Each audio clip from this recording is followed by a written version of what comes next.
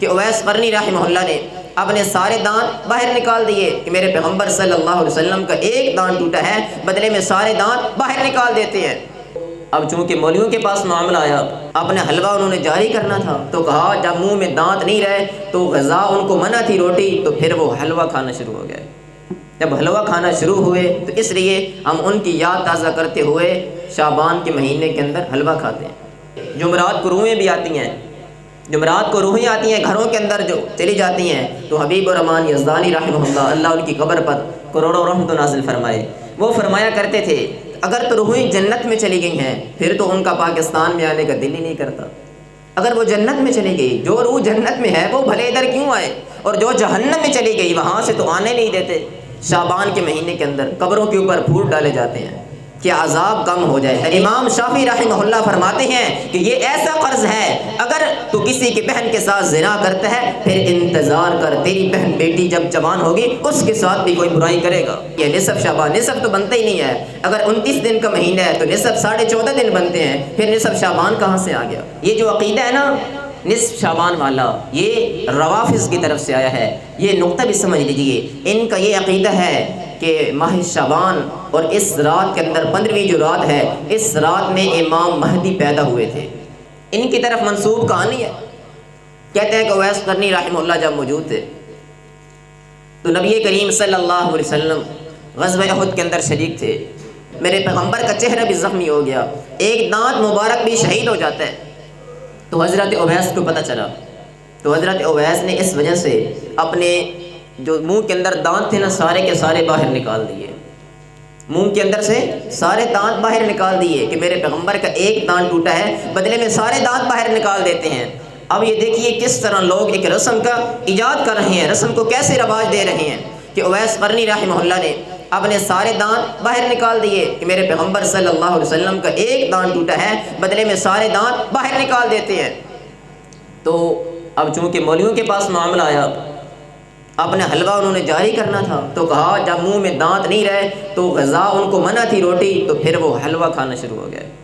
جب حلوہ کھانا شروع ہوئے تو اس لیے ہم ان کی یاد تازہ کرتے ہوئے شعبان کے مہینے کے اندر حلوہ کھاتے ہیں۔ یہ اس رسم کا رواج ہے، یہ اس رسم کا آغاز ہو رہا ہے، اس بدعت کا یہ آغاز ہو رہا ہے کہ اویس قرنی رحمہ اللہ حلوہ کھاتے تھے، ہم اس لیے حلوہ کھاتے ہیں۔ یہ ماہ شعبان اور یہ اس کی بدعت اور یہ اس کا پیچھے پس منظر ہے، یہ اس کی وجہ ہے، یہ حلوہ کیوں کھاتے ہیں؟ اویس قرنی رحمہ اللہ کی وجہ سے۔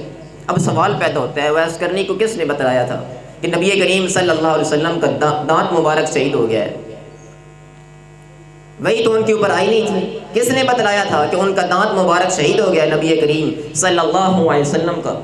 اگر پتہ ہوتا تو وہی دانت نکالتے تھے نا جو میرے نبی کا دانت نکلا تھا، تو میرے نبی کا دانت شہید ہوا وہی دانت نکالتے تھے، سارے دانت کیوں نکال دیے؟ تو یہ اپنی طرف سے انہوں نے خود ساختہ ایک بدعت جاری کر دی ہے۔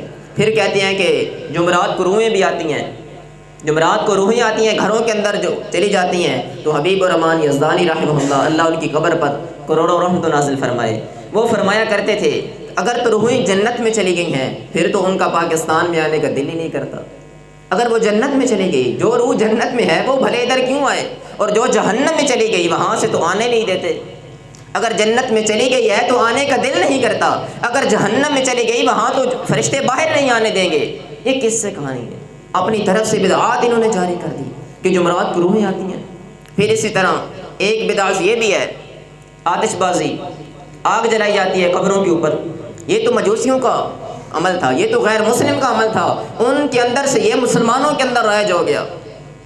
آتش بازی، آگ جلائی جاتی ہے۔ اسی طرح پھر شعبان کے مہینے کے اندر قبروں کے اوپر پھول ڈالے جاتے ہیں کہ عذاب کم ہو جائے۔ دلیل لیتے ہیں اس حدیث سے جو صحیح بخاری کے اندر ہے، نبی کریم صلی اللہ علیہ وسلم نے ٹہنیاں رکھ دی تھی 2 قبروں کے اوپر، فرمایا جب تک یہ خشک نہیں ہوگی، جب تک یہ سبز رہیں گی، اللہ تعالیٰ ان کو عذاب سے محفوظ فرما لے گا، ان کے عذاب کے اندر کمی آ جائے گی۔ یہ میرے پیغمبر کا خاصہ تھا۔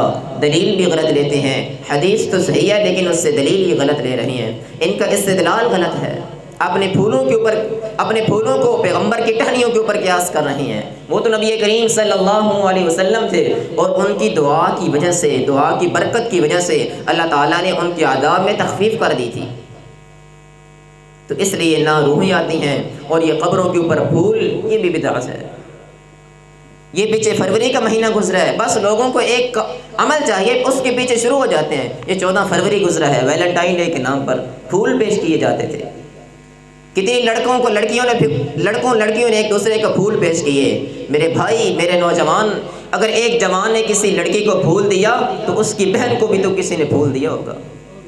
یہ قرض ہے، یہ قرض ہے، یہ قرض ہے۔ امام شافعی رحمہ اللہ فرماتے ہیں کہ یہ ایسا قرض ہے، اگر تو کسی کی بہن کے ساتھ زنا کرتا ہے پھر انتظار کر، تیری بہن بیٹی جب جوان ہوگی اس کے ساتھ بھی کوئی برائی کرے گا، اس وقت کا انتظار کر۔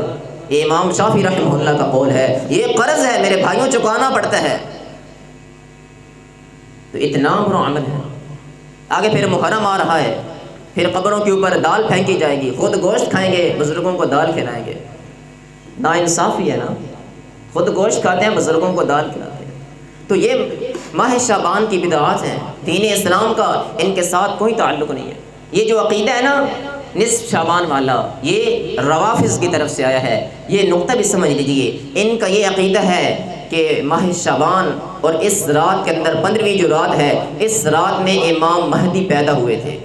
اس رات کو امام مہدی پیدا ہوئے تھے اور غار میں چھپ گئے۔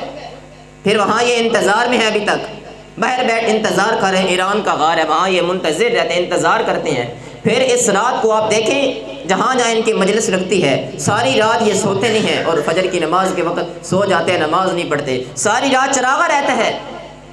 نصف شعبان 15ویں رات کو امام مہدی پیدا ہوئے تھے، اور اس رات میں یہ فنکشن کرتے ہیں، چراغا کرتے ہیں اس خوشی کے اندر۔ اور ان کا یہ عقیدہ ہے کہ امام مہدی قیامت کے قریب کہ ان کا ظہور ہوگا، وہ ایک غار میں چھپے ہوئے ہیں، غار سے باہر آ جائیں گے، اور یہ اس رات کو اپنی اپنی حاجات زعفران کے پانی کے اندر لکھتے ہیں، قلم دبات کے ساتھ لکھ کر اپنی اپنی حاجات راوی کے دریا کے اندر پھینک دیتے ہیں کہ امام مہدی باہر آئیں گے، ہم ان سے ساری حاجات پوری کروا لیں گے۔ ان کا یہ عقیدہ ہے، اور یہاں سے یہ عقیدہ اہل سنت کے اندر منتقل ہو چکا ہے۔ میرے بھائیوں، اہل سنت اپنی شان کو پہچانو۔ یہ عقیدہ تو روافض کا تھا 15ویں رات کا، یہ تم نے کہاں سے لے لیا؟ یہ روافض کی طرف سے یہ عقیدہ اہل سنت کی طرف منتقل ہو چکا ہے۔ تو ان کا یہ عقیدہ ہے نا، امام مہدی پہاڑ سے آئیں گے، ظہور ان کا ہوگا، لیکن اہل سنت کا یہ عقیدہ ہے کہ یہ پیدا ہوں گے، آل حسن سے ہوں گے، حضرت علی رضی اللہ عنہ کی اولاد سے ہوں گے، ان حضرت فاطمہ کی نسل سے ہوں گے، ان کا نام محمد ہوگا۔ امام مہدی ابھی پیدا نہیں ہوئے، پیدا ہوں گے۔ یہ اہل سنت کا عقیدہ ہے، ان کے اوپر تو سب کا ایمان ہے۔ ان کی اقتداء میں تو حضرت عیسیٰ نماز پڑھیں گے، حضرت عیسیٰ علیہ السلام ان کی اقتداء میں نماز پڑھیں گے۔ یہ تو امام مہدی بڑی عظمت والے، بڑی شان اور بڑے مقام والے انسان ہیں۔